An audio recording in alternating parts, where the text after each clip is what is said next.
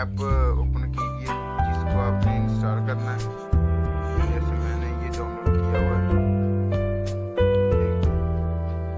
आगे से ऐसी ऑप्शन सेटिंग ऑप्शन आता है, तो ज़्यादा लोग सेटिंग ऑप्शन खोल कर और यहाँ से कुछ और सेटिंग करते रहते हैं, उनको नहीं पता चलता।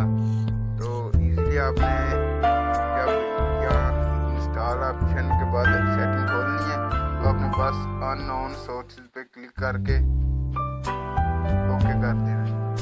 इसके बाद आप जैसा भी जो भी मर्जी ऐप इंस्टॉल करें, इसके बाद ये आपको एरर नहीं आएगी। देख लें, मैं आपके सामने इंस्टॉल करके दिखा देता हूँ आपको।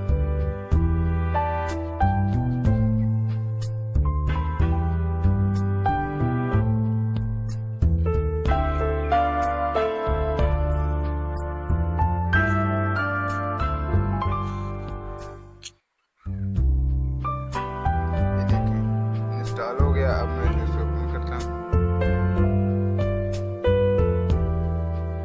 देखिए मैंने जो ऐप इंस्टॉल किया वो इंस्टॉल हो गया। मैं